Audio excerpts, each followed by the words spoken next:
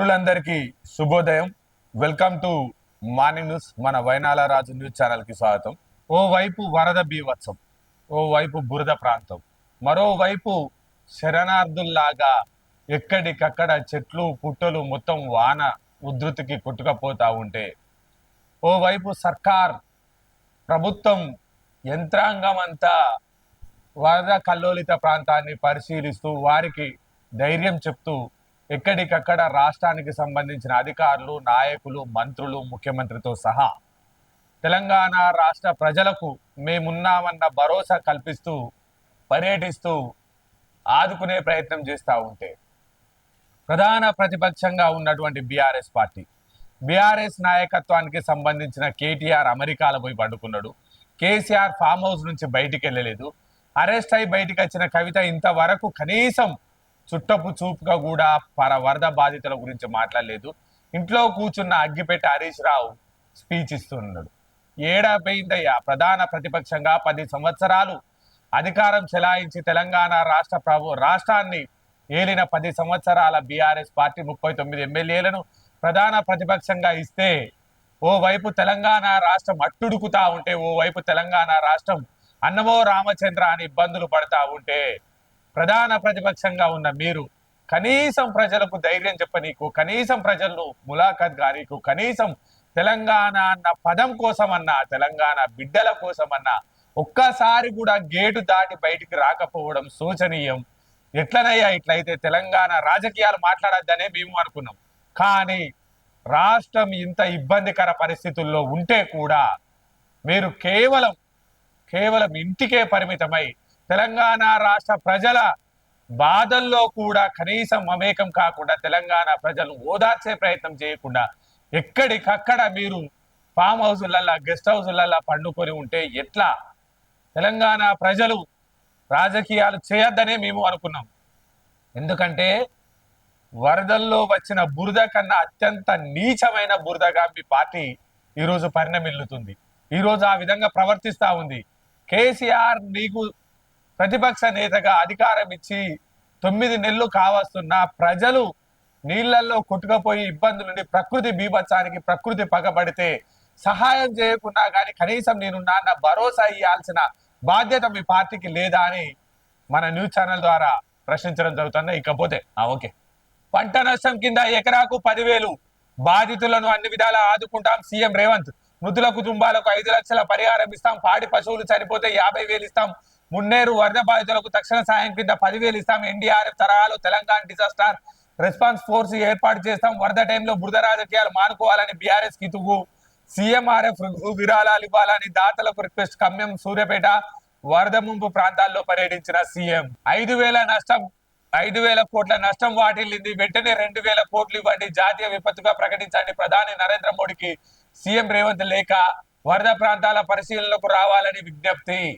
ఊహ వచ్చినప్పటి నుంచి ఇంత వర్షాన్ని, వరదను చూడలేదని మున్నేరు ముంపు ప్రాంతాల్లోని 70-80 ఏళ్ల వృద్ధులు చెప్తున్నారు. బాధితులు ప్రభుత్వం ఎంత చేసినా తక్కువే. వారికి అన్ని విధాల అండగా ఉంటాం. మాకు ప్రజా ప్రయోజనాలే ముఖ్యం. వర్షాలు ప్రారంభమైనప్పటి నుంచి మంత్రివర్గ సహచరులు, అధికారులు చాలా బాగా పనిచేస్తున్నారు. పొరుగు రాష్ట్రంలో ప్రతిపక్ష నేత కూడా వరద ప్రాంతాల్లో తిరుగుతా ఉన్నాడు. ఇలాంటి విపత్కర పరిస్థితుల్లో మన రాష్ట్రంలో ప్రధాన ప్రతిపక్ష నేత కేసీఆర్ మాత్రం ఫామ్ హౌస్ లో విశ్రాంతి తీసుకుంటున్నాడు. ఫ్రెండ్స్ తో కలిసి కేటీఆర్ అమెరికాలో ఎంజాయ్ చేస్తూ ప్రతిపక్షంలో ఉన్న మంత్రులను, ప్రభుత్వ యంత్రాంగాన్ని బదనాం చేస్తున్నాడు. ప్రధాని నరేంద్ర మోడీ గారు దయచేసి తెలంగాణ రాష్ట్రానికి వచ్చిన ఆపదను మీరు మంచి హృదయంతో ఆదుకొని 5,000 కోట్ల నష్టం వాటిల్లిందని ప్రాథమిక అంచనాగా చెప్తా ఉన్నారు. కానీ ఆ నష్టం విలువ ఇంకా ఎక్కువగానే ఉంది. తెలంగాణ రాష్ట్ర ప్రజలను మీకు 8 ఎంపీ సీట్లను ఇవ్వడం జరిగింది. కాంగ్రెస్ పార్టీకి సంబంధించిన ప్రజా ప్రభుత్వం వైపు ప్రతి ఎకరాకు 10,000 రూపాయలను ఇస్తూ, అదేవిధంగా పశు సంపద ఏదైతే నష్టం జరిగిందో దానికి 50,000 రూపాయలను ఇవ్వడం జరుగుతూ ఉంది. అదేవిధంగా మృతుల కుటుంబాలకు 5 లక్షల రూపాయల ఎక్స్గ్రేషియా ఇస్తామంటుంది. ఎన్ని ఇచ్చినా మా రెక్కలు చిన్నగా ఉన్నాయి, మా బలం సరిపోతలేదు, చేతులు జోడించి మిమ్మల్ని అర్థిస్తున్నామని చెప్పి ప్రజా ప్రభుత్వానికి సంబంధించిన మంత్రులు, ముఖ్యమంత్రి గారు ప్రధానమంత్రి గారికి రిక్వెస్ట్ చేయడం జరిగింది. స్వయంగా మీరే వచ్చి వరద కల్లోలిత ప్రాంతాల్లో పరిస్థితిని అంచనా వేయండి. తక్షణమే మాకు 2,000 కోట్ల రూపాయలను ఇవ్వండి అని చెప్పి ప్రధానమంత్రి గారిని తెలంగాణ ప్రజల తరపున కాంగ్రెస్ పార్టీ ప్రజాప్రభుత్వం అదేవిధంగా మన న్యూస్ ఛానల్ ద్వారా రిక్వెస్ట్ చేయడం జరుగుతూ ఉంది. వారితో పాటుగా ఆంధ్రప్రదేశ్ రాష్ట్రానికి సంబంధించి 175 సీట్లకు గాను 10 సీట్లే ఇచ్చినప్పటికి కూడా ఆంధ్రప్రదేశ్ ప్రధాన ప్రతిపక్ష నేతగా ఉన్నటువంటి వైఎస్ జగన్మోహన్ రెడ్డి సైతం వరద కల్లోలిత ప్రాంతాల్లో ప్రయాణించి పరిస్థితిని అంచనా వేసి ప్రజలకు భరోసా కల్పిస్తా ఉన్నారు.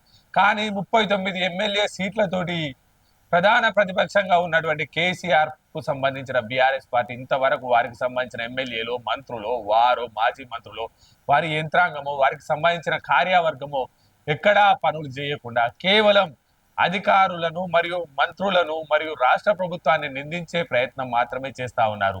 మీరు ఈ ప్రభుత్వాన్ని నిందించినా మంచిదే, కానీ జనంలోకి రండి, జనాల బాధల్లో పాలు పంచుకోండి. జనాలు ఇబ్బందుల్లో ఉంటే మనం ఫామ్ హౌస్లలో, అమెరికా టూర్లలో, జైళ్ళకెళ్ళొచ్చి ఇంట్లోనో లేకపోతే అగ్గిపెట్టె మర్చిపోయి ఇంటి నుంచి సందేశాలు ఇవ్వడము చేస్తే దాన్ని ఎవరు హర్షించరు. కనీసం మీరు ఆత్మ పరిశీలన చేసుకోండి. మీకు ఓట్లేసిన జనం ఇబ్బందుల్లో ఉంటే ఓ పక్క ముఖ్యమంత్రి గారు, మరో పక్క మంత్రులు ఎక్కడికక్కడ ప్రజా వ్యవస్థకు సంబంధించి ప్రజలను ఆదుకునే ప్రయత్నం చేస్తా ఉన్నారు, ప్రజలకుతో మమేకమయ్యే ప్రయత్నం చేస్తా ఉన్నారు. మీరు భారీ డైలాగు కొట్టి రాజకీయ బురదలో మరో బురదగా మారద్దు అని హితవు పలుకుతూ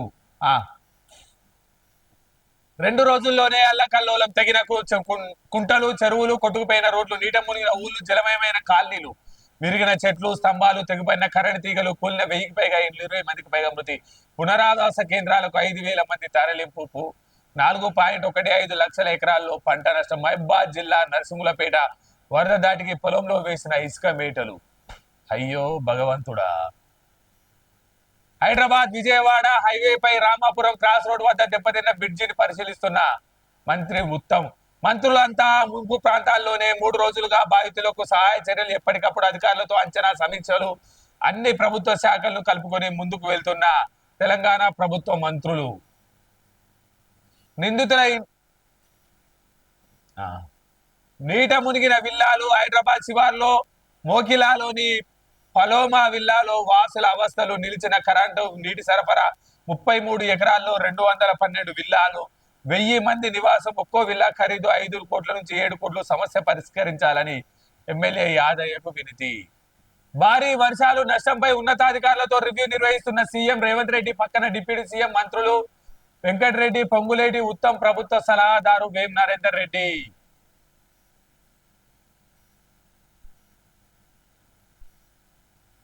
25 పెద్ద టవర్లు కూలిపోయినప్పటికీ విద్యుత్ సిబ్బంది వెంటనే కరెంటు సరఫరాను పునరుద్ధరించారని ముఖ్యమంత్రి గుర్తు చేశారు. సెల్యూట్ విద్యుత్ శాఖ అధికారులకు. ఎందుకంటే ఓవైపు వరద బీభత్సం, ఓవైపు కల్లోలిత ప్రాంతంగా ఎక్కడికక్కడ టవర్లు కూలిపోయినప్పటికీ కూడా విద్యుత్ సోదరులు కష్టపడి తెలంగాణ రాష్ట్ర విద్యుత్ను పునరుద్ధరించేందుకు విద్యుత్ సోదరులకు మన ఛానల్ ద్వారా కృతజ్ఞతలు తెలుపుతూ,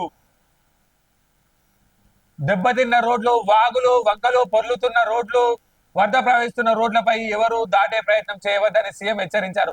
అతి తక్కువ సమయంలో భారీ వర్షాలు రావడంతో వాతావరణ శాఖ మంగళవారం, ఆదివారం ఆదిలాబాద్, నిజామాబాద్, నిర్మల్ జిల్లాల్లో వర్షాలు ఎక్కువగా ఉండే అవకాశం ఉందని పేర్కొన్నారు. కూలీలకు నిత్యావసర సరుకులు సరఫరా చేయాలని వినతి. యువ పోలీసులకు ఎన్డీఆర్ఎఫ్ తరహాలో శిక్షణ ఇవ్వాలని, అదే విధంగా రాజకీయాలకు అతీతంగా పనిచేద్దాం. విపత్కర పరిస్థితుల్లో రాజకీయాలకు అతీతంగా కలిసికట్టుగా పనిచేద్దాం. బాధ్యతాయుతంగా ప్రజలను అన్ని విధాలుగా ఆదుకునేందుకు పనిచేస్తుండగా కొంతమంది బురద చల్లే ప్రయత్నం చేస్తా ఉన్నారు.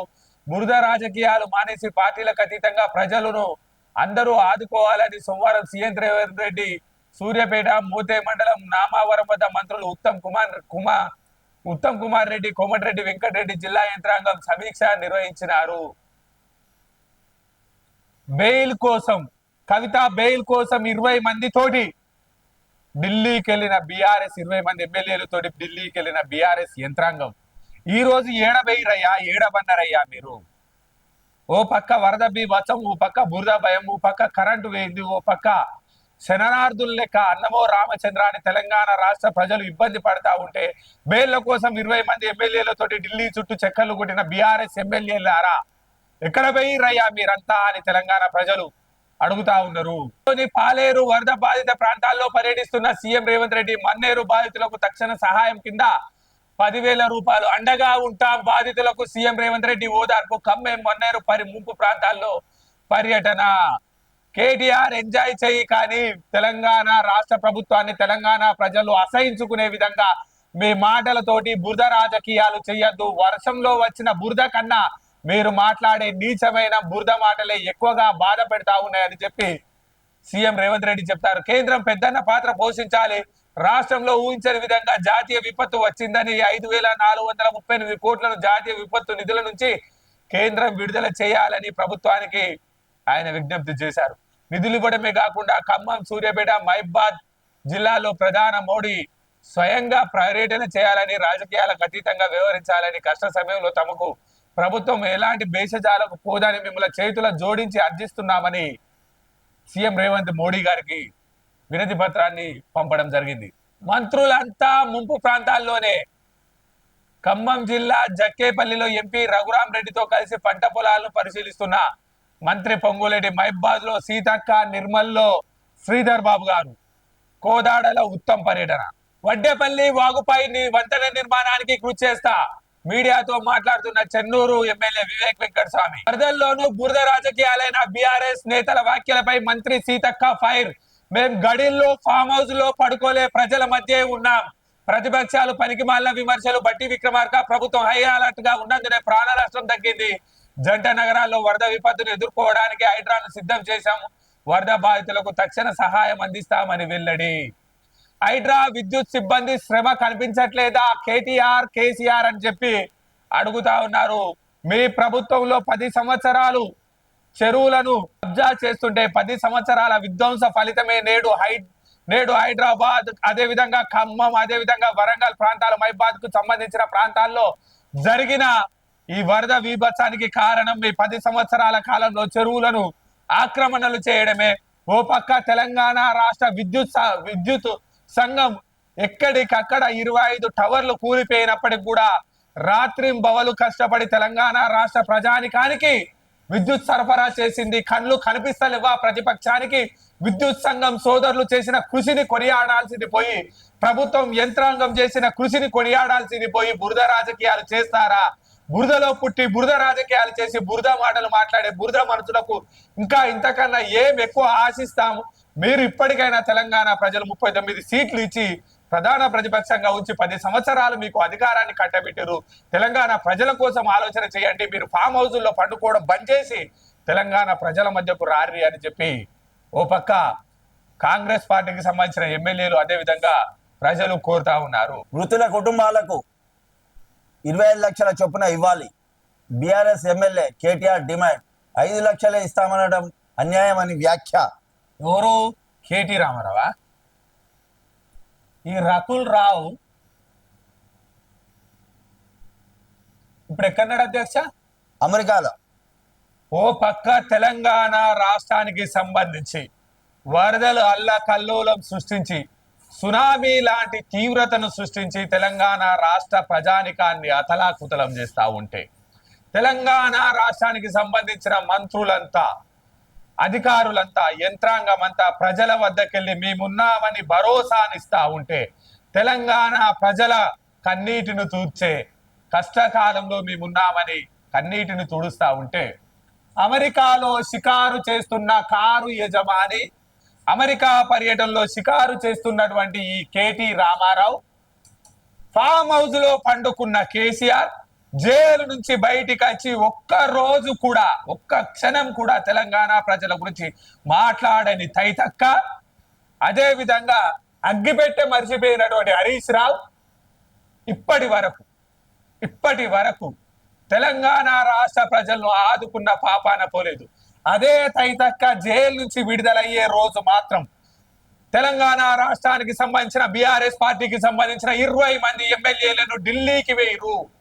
ఒక్క కవిత బేలు కోసం 20 మంది ఢిల్లీకి పోయిన తెలంగాణ టిఆర్ఎస్ ఎమ్మెల్యేలు ఇవాళ 4 కోట్ల మంది వర్ష బీభత్సానికి, వరద ఇబ్బందులకు అన్నమో రామచంద్ర, సహాయమో రామచంద్ర అని అల్లాడుతుంటే ఒక్క బీఆర్ఎస్ పార్టీకి సంబంధించిన ఎమ్మెల్యేనో, కేసీఆర్, కేటీఆర్, హరీష్, తైతక్కనో 20 మంది ఎమ్మెల్యేలు ఒక్కసారి కూడా ఖమ్మంకో వరంగల్కో మహిబాద్కో నల్గొండకో రాలేదు.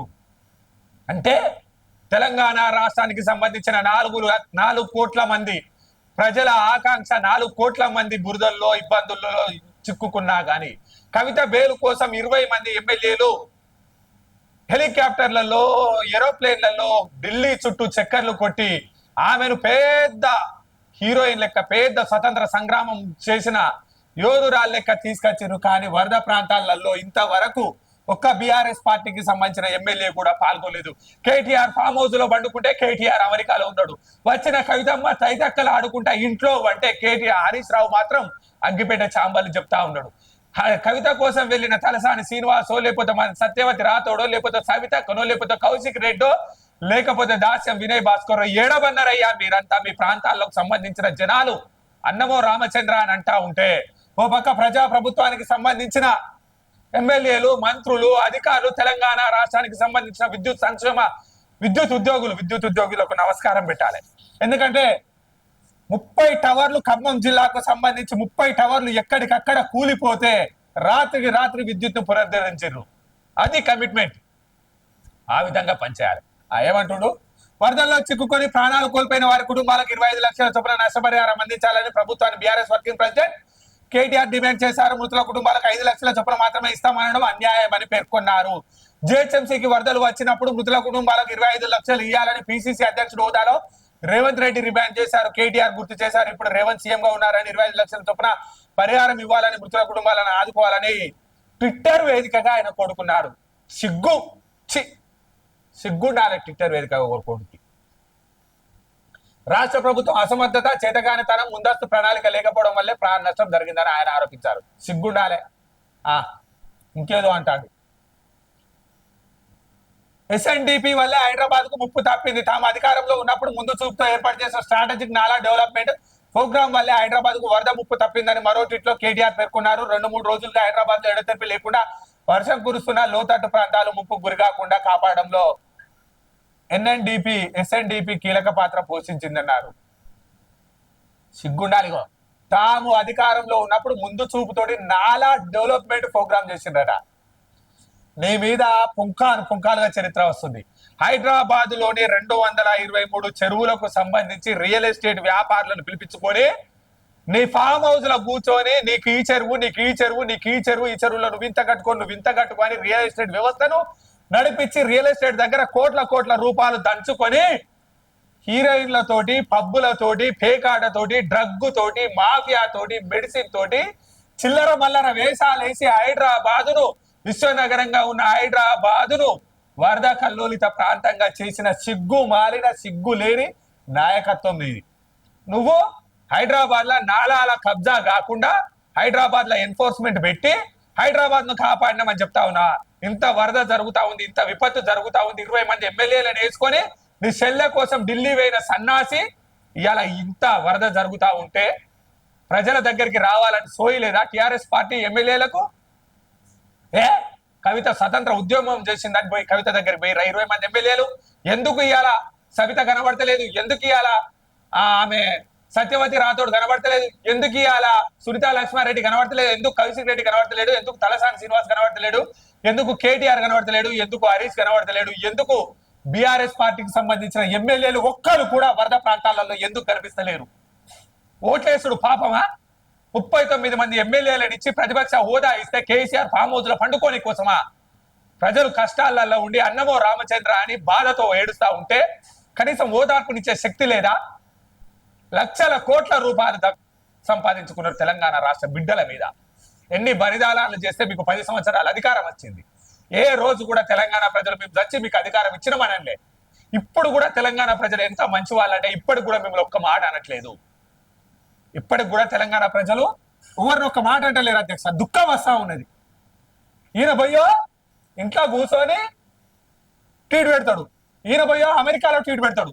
కవిత ఏమో నేను ఇంట్లో పోయి జైలు నుంచి 5 రోజులైంది, నేను 10 రోజుల దాకా ఎవరికి రాను, నాకు తెలంగాణ ప్రజలు అంటే ముట్టు అంటూ నేను వాళ్ళని చూడా. కేసీఆర్ ఆయన ఉండడా లేడా, కుంభకర్ణుడా, చచ్చిపోయిండా, బతికిండా ఎవడికి తెలియదు. అసలు కనబడతాడా కనబడా తెలియదు. బీఆర్ఎస్ పార్టీకి సంబంధించిన ఎమ్మెల్యేలు యథా రాజా తదా ప్రజ, కరప్షన్ కమిషన్. ఏందయ్యా నువ్వు అంటావు? అప్పుడు సీఎం రేవంత్ అప్పుడు ప్రతిపక్ష నేత ఉండి 20 లక్షలు ఇవన్నాడు, ఇప్పుడు ఇవ్వాలంటున్నా? సిగ్గుందా సన్నాసి? వరద కల్లోలిత ప్రాంతంలో హైదరాబాద్ లో ప్రతి ఇంటికి 10,000 రూపాయలు ఇస్తామన్న ఈయనే పావుల వంద మందికి కూడా 10,000 రూపాయలు ఇవ్వలేదు. మీ సేవల అప్లికేషన్ పెట్టుకోమని తుంగో పిర్రాని ఎగిరిపోయింది. కల్లోలిత ప్రాంతానికి పోలి కోసం వీళ్ళు పడవ తెచ్చుకుంటారు, ఒకటి స్టైల్ గా ఇట్లా పడవ. తెలంగాణ ప్రజలారా మీ ఓపికకు దండం. ఇంత ఓ పక్క ఆంధ్రప్రదేశ్లా జగన్ కు 10 సీట్లే ఇచ్చారు, జగన్ జనం తిరస్కరించారు. అయినా జగన్మోహన్ రెడ్డి వరద కల్లోలిత ప్రాంతాల్లో పర్యటించి వరద బాధితులను ఆదుకోవాలని ధైర్యం చెప్తా ఉన్నాడు. మొన్న కూడా బ్లాస్టింగ్ జరిగి ఇబ్బంది పడితే వాళ్ళ దగ్గరికి వెళ్ళి ధైర్యం చెప్పాడు. ప్రతిపక్ష నేత ఆ విధంగా ఉండాలి. ఏడ బేసజాలపోతుందా తెలంగాణకు సంబంధించిన కాంగ్రెస్ ప్రజా ప్రభుత్వం? ఓ పక్క బండి సంజయ్ పాపం నిన్న మాట్లాడాడు, అమిత్ షాకు పరిస్థితిని వివరించాడు. నిన్న సీఎం రేవంత్ రెడ్డి కూడా చేతులు జోడించి ప్రధానమంత్రిని అభ్యర్థించాడు. సార్ మీరు రండి, వరద కల్లోలిత ప్రాంతాల్లో పర్యటన చేయండి, తక్షణం 2,000 సహాయం ప్రకటించండి, మమ్మల్ని ఆదుకోండి, మాకు ఎటువంటి బేసజాలు లేవు, మా ప్రాంతం ఇబ్బందులలో ఉందని. సోయలేని కాంగ్రెస్ పార్టీకి 9 మంది ఎమ్మెల్యేలను ఇస్తే 9 మందిని కాపాడలేదు. వాతావరణ శాఖ ముందుగా చెప్పిన రాష్ట్ర ప్రభుత్వం చేయలేదు.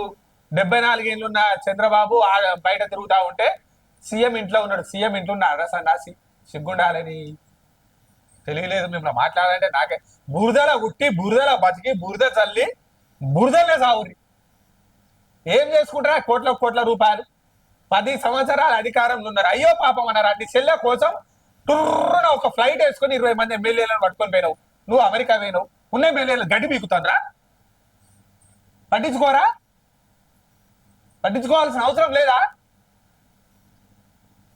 మీరు మాట్లాడితే జనం నవ్వుతా ఉన్నారయ్యా. మీ నాయన ఏడు మీ నాయన ఏడా? కేసీఆర్ ఎక్కన్నాడు? సాగు నోట్లో తలకాయ పెట్టిండో తెలంగాణ ప్రజల కోసం. తెలంగాణ ప్రజలు నిజంగానే సస్తా ఉన్నారు. ఏడపాడాయండి కేసీఆర్. తెలంగాణ మంత్రులు, ప్రజాప్రభుత్వం మొత్తం అధికారులు, విద్యుత్ యంత్రాంగం, రెవెన్యూ యంత్రాంగం ప్రతి ఒక్కరు అన్ని సెలవులు బంద్ చేసి ప్రజలకు మనోధైర్యం కల్పించే ప్రయత్నం చేస్తా ఉన్నారు. ఫామ్ హౌస్ నుంచి బయటికి రాదా? వచ్చి మీకేం కాదు, ప్రభుత్వంతో మేము పనిచేస్తాం, భేషజాలు లేవు, విపత్కర పరిస్థితి ఉంది, కలిసి పనిచేస్తామని చెప్పండి. ఇట్లా అధ్యక్ష అసలు రాను బీఆర్ఎస్ పార్టీ మొత్తం సత్రాలు అయిపోతా ఉంది.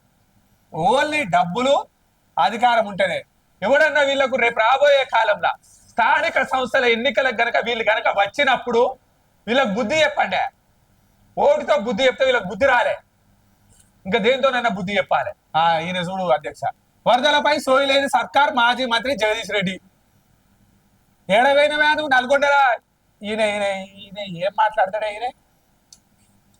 అధ్యక్ష జగదీష్ రెడ్డి ఈయన ఏడవైన వేను.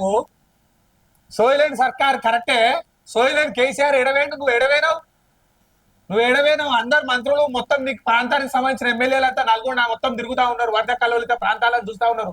నువ్వు ఏడవేనావు, ఏడ రివ్యూ చేసినావు? ఏడనా అని పార్టీ ఏది? సోయలేని సర్కార్ నువ్వుగా. సోయలేని సర్కార్ ఓ పక్క ఇబ్బంది జరుగుతూ ఉండే ప్రజలను అందుకోవాల్సింది పోయి రాజకీయాలు మాట్లాడద్దు అనుకున్నావు. ఏడనా నువ్వు? KCR AD, KTR AD? జై కొట్టిన కవిత కేది? పిడికిలు బిగిస్తారు కదా, ఏడి హరీష్ ఏడి? నువ్వేడా? సోయలేంది ఎవరికి? ప్రజలు ఇబ్బందుల్లో పడుతూనే ఉన్నారు. మీకు ఓట్లేసిందంటగా ఇది మీకు వేసే బాధలు ముట్కాలు వేసిందా ఏమైనా కడకొచ్చింది? జనం ఇబ్బందులు పడతా ఉన్నారు. నేను మాట్లాడద్దు అనుకున్నా అధ్యక్ష. వాస్తవంగా నేను రాజకీయాలు మాట్లాడద్దు. తెలంగాణ ప్రభుత్వం అంత కష్టాలలో ఉంది, ప్రజలు ఇబ్బందులలో ఉన్నారు, వరద బీభత్సం వచ్చింది, అన్నమో రామచంద్ర అని మొత్తం ప్రజలంతా ఏడుస్తా ఉన్నారు, కళ్ళకు నీళ్ళు వస్తా ఉన్నాయి. ఓ పక్క కరెంటు వాళ్ళు, ఓ పక్క రెవెన్యూ వాళ్ళు, ఓ పక్క అధికార యంత్రాంగం, ఓ పక్క మంత్రులు, ఓ పక్క సీఎం ఎక్కడికక్కడ మొత్తం ప్రజలను ఆదుకునే ప్రయత్నం చేస్తా ఉన్నారు, ఇబ్బంది పడతా ఉన్నారంటే ఈ సన్నాసులు చీగా వీళ్ళు మారరు. SRSB గేట్లు 41 కుల్లా. గోదావరికి పెరిగిన వరద ఉధృతి పార్వతి బ్యారేజీకి పోటెత్తిన వరద. కురుస్తున్న వర్షాలకు తోడు కడెం ప్రాజెక్టు నుంచి వచ్చిన వరదతో ఎల్లంపల్లి ప్రాజెక్టు నిండుకుండలా మారింది. దీంతో ప్రాజెక్టు గేట్లను ఎత్తివేసి నీటిని దిగువకు వదులుతా ఉన్నారు. ప్రాజెక్టు మొత్తం 62 గేట్లలో 33 గేట్లు ఓపెన్ చేసి దిగువకు నీటిని వదులుతుండటంతో గోదావరిలో ప్రవాహం గంట గంటకు పెరుగుతా ఉంది. సోమవారం ఉదయం 5 గంటలకు 4.40 లక్షల క్యూసెక్ల నీటిని వదిలిపెట్టగా 7 గంటలకు 5 లక్షల క్యూసెక్లు, 8 గంటలకు 5,30,000 క్యూసెక్లు, 10 గంటలకు 6 లక్షల క్యూసెక్లు, మధ్యాహ్నం 1 గంటకు 6.5 లక్షలు ఎల్లంపల్లి ప్రాజెక్టు నుంచి కిందికి దిగువ వదిలిపెట్టారు. 32 గేట్ల ద్వారా 2.63 లక్షల క్యూసెక్ల నీటిని 6 గంటలకు 2.5 లక్షల క్యూసెక్ల నీటి దిగువకు వదిలిపెట్టారు. అయితే ఎల్లంపల్లి ప్రాజెక్టు కడెం ప్రాజెక్టు నుంచి నీటిని వదాల్సిన పరిస్థితి వస్తుంది. ఎందుకంటే అది ఎల్లంపల్లికి వచ్చేసరికి 20 టీఎంసీలే అధ్యక్ష, కడెంకి వచ్చేసరికి 8 టీఎంసీలు ఉంటాయి. ఇవి పూర్తి స్థాయిలో నిండిన, ఎందుకంటే వరద ఫ్లో ఎక్కువ.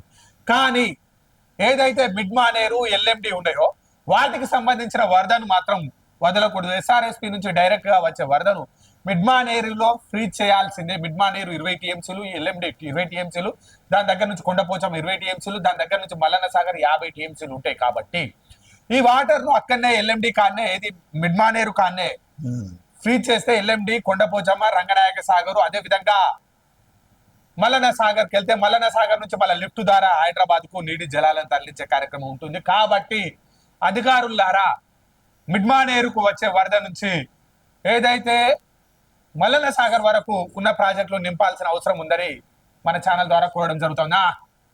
ఏంటధ్యక్ష, ఎగువ నుంచి భారీగా వరద, 3.30 లక్షల క్యూసెక్ల నీరు విడుదల, కందకుర్తి మీదుగా మహారాష్ట్ర వెళ్లే inter state road close, alert ప్రకటించిన ఆఫీసర్లు, మహారాష్ట్ర రోడ్ క్లోజ్.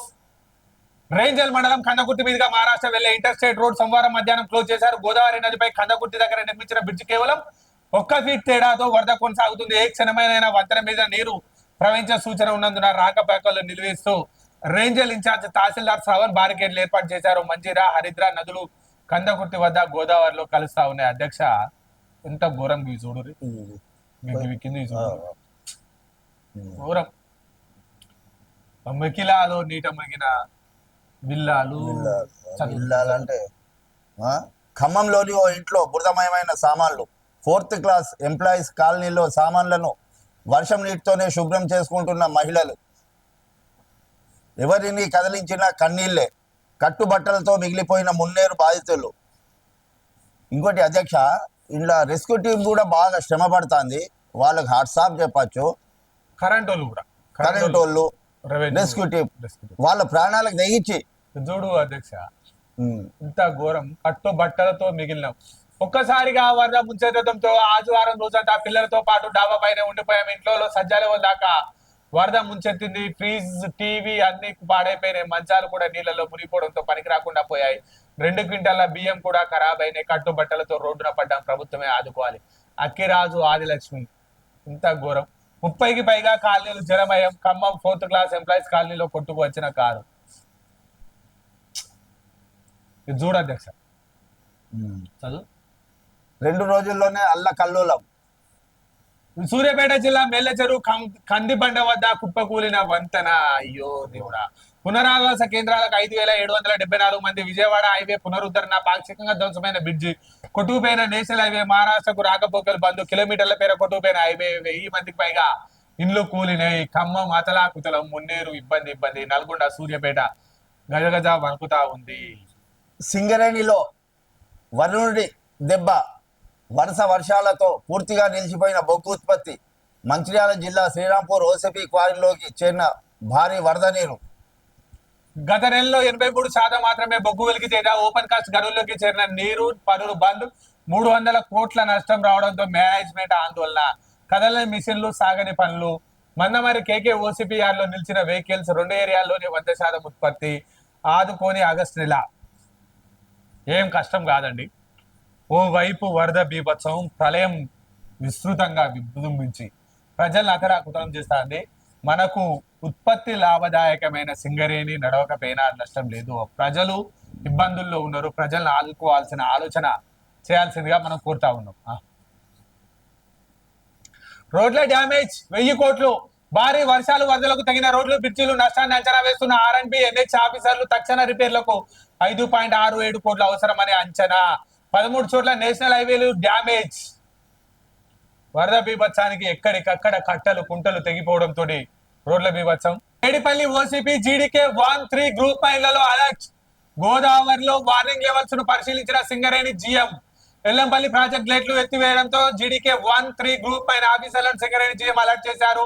నది ఒడ్డున 2 మైళ్ళు ఉండగా వరద వార్నింగ్ లెవెల్ దాటి 30 ఏర్పడితే తీసుకోవాల్సిన ముందస్తు జాగ్రత్తలపై సూచించారు. నదిలో ప్రవాహం 830 మీటర్లకు చేరితే సింగరేణి మైన్ కు వార్నింగ్ ఇస్తారు. 832 మీటర్లకు చేరితే డేంజర్ గా గుర్తిస్తారు. 834కు చేరితే మైన్ లో ఎవరిని పనిచేయకుండా బయటకు తీసుకురాస్తారు. నదిలో నీటి ప్రవాహం సోమవారం 9:45 830 మీటర్లకు చేరగా ఆఫీసర్లు అలర్ట్ అయ్యారు. మధ్యాహ్నం 12:30 831.2 మీటర్ల ప్రవహించారు. మైన్ లో హెచ్చరిక జారీకి సిద్ధమయ్యారు. RG1 general manager D Lalit Kumar, SO2 GM Rammohan ఆదేశాలు చేశారు. పంప్ హౌజులు మునగకుండా జాగ్రత్తలు తీసుకోవాలని ఆదేశాలు చేశారు. గోదావరి నదికి సంబంధించిన వరద ప్రవాహం పూర్తి స్థాయిలో కనుక 834 మీటర్లకు కనుక చేరితే ఓపెన్ కాస్ట్ ప్రాజెక్ట్ కు సంబంధించి డేంజర్ బెల్స్ మోగుతారు. ఎందుకంటే వరద ఒక్కసారిగా ఉధృతి వచ్చిన పంప్ హౌజుల్లో పనిచేసే కార్మికులు కానీ, ఓసీలలో పనిచేసే కార్మికులు కానీ, అండర్ గ్రౌండ్ ద్వారా పనిచేసే కార్మికులకు కానీ ఇబ్బందికర పరిస్థితి ఏర్పడే అవకాశం ఉంది భూపలకల కదలికల వల్ల. ఏదైతే గతంలో నిప్పురవ్వ సినిమా వచ్చింది చూసారా బాలకృష్ణ విజయశాంతి, ఆ స్థాయిలో ప్రమాదం ఏర్పడే అవకాశం ఉంటుందని డేంజర్ బెల్స్ మోగించారు. దానికి సంబంధించి జీఎం లలిత్ కుమార్ గారు హెచ్చరికలు జారీ చేశారట. ఖమ్మమా కరుణ లేని ఖమ్మమా, ఏమైంది ఖమ్మం ఖమ్మం ఖమ్మం ఖమ్మం. మోతీ నగర్ ఇంట్లో బురదమైన సామాన్లు బయటపెట్టిన బాధితులు. కర్ణగిరిలో ఏరియాలో కొట్టుకు వచ్చిన వరదలు చిక్కుకున్న బైకులు, బురదలు ఎక్కపోయిన సామాగ్రి. అయ్యో భగవంతుడా, ఎటు చూసినా బురదే. ఖమ్మంలో సర్వస్వం కోల్పోయిన బాధితులు. ఏ కుటుంబ పరిస్థితి చూసినా వర్ణనాతీతమై ప్రభుత్వమే ఆదుకోవాలని విజ్ఞప్తి. ఇంటిలో పేరుకుపోయిన బురద, ఇంటిలోని బురదని ఎత్తిపోస్తూ చెల్లె. ఇంట్లోని సామాన్లను తరలిస్తున్న ఓ కుటుంబం. ఖమ్మం నయం బజార్ లో ఇంటిలోని బురదను క్లీన్ చేసుకుంటున్న ఓ అక్క. కర్ణగిరిలో మున్నేరు వరద బాటికి పడిపోయిన ప్రహారీ గోడ.